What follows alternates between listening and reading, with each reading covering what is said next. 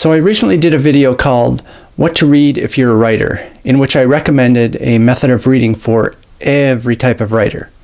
In this video, I'm going to be providing some book lists that are specifically tailored to literary writers. So let's hit it.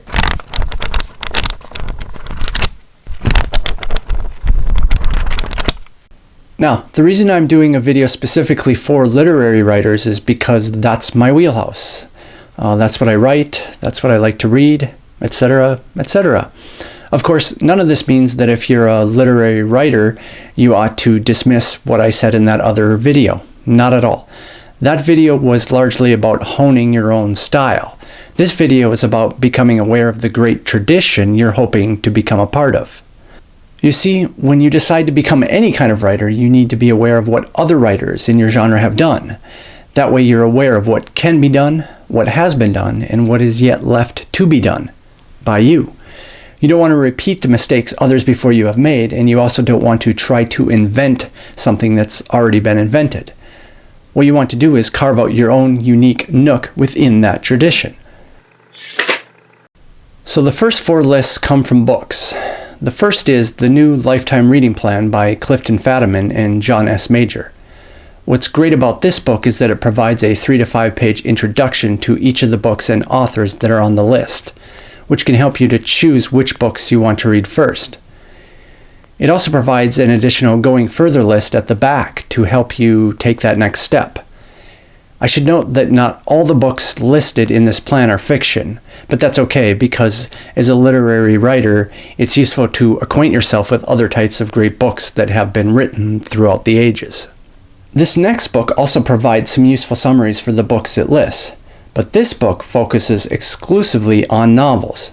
It's called The Novel 100, and as the title suggests, it lists what the author, Daniel S. Burt, believes to be the top 100 novels of all time. You're obviously free to disagree with Burt's list and his supplementary list of the next 100 best, but first you need to read a bunch of those books. The third book you may want to check out is How to Read a Book by Mortimer J. Adler and Charles Van Doren. Now, as the title of this book suggests, it's mostly about how to improve yourself as a reader, which is certainly something you should improve if you want to be a great writer. You need to know how to read well if you want to write well. But for the purposes of this video, you want to check out the list provided in Appendix A, which is perhaps the best list of the greatest books produced in the West. Again, they're not all fiction, but it's still a formidable list. And finally, we have The Western Canon by Harold Bloom. Again, most of this book isn't a list, but in the appendices you'll find one of the most comprehensive lists of great literature you'll find anywhere, not only of the Western Canon, but also of the Eastern Canon as well.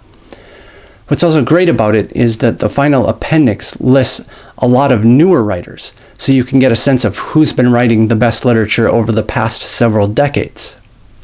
Okay, so I should probably mention that the books I just talked about have a great deal of overlap in terms of the books that are on their lists. But of course, that's to be expected. For example, any list of the greatest novels of all time is going to have to include War and Peace, or it just isn't a list of the greatest novels of all time. But the fact that there's overlap is fine. I don't expect you to go out and get every single one of these books. Just get the ones that appeal to you most. Now, what I just said about overlap is as true of the internet lists I'm about to mention as it was of the books I've already mentioned. And there's no better proof of that than the first internet list I'm going to talk about, which can be found at thegreatestbooks.org. This list of great books is actually determined by an algorithm that puts together other lists and somehow generates a list of its own. What's cool about this site, though, is that it not only lists those other lists, so you can check out a bunch of lists at the same time, but it has also generated some lists by time frame. So, for example, if you want to check out what people think are the best books since 2000, well, you can do that.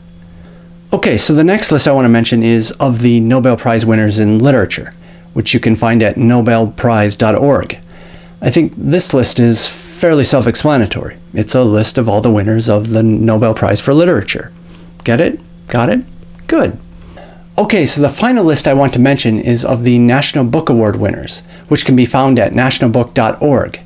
The reason I'm recommending this list rather than, say, the Pulitzer Prize winner list is because, for whatever reason, the National Book Award is considered to be the most prestigious prize for American authors, at least with respect to fiction. Why this is the case is beyond the scope of this video, but I thought you should be aware of it.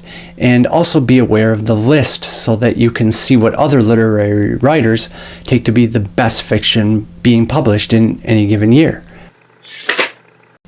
Obviously, for the sake of brevity, I've had to exclude a lot of other worthy lists that you may want to check out, and for that I apologize, but I had to end this video somewhere, so there. Now, if you already have your own favorite list, please write about it in the comment section below. That way we can all check it out. Thanks for watching. Bye.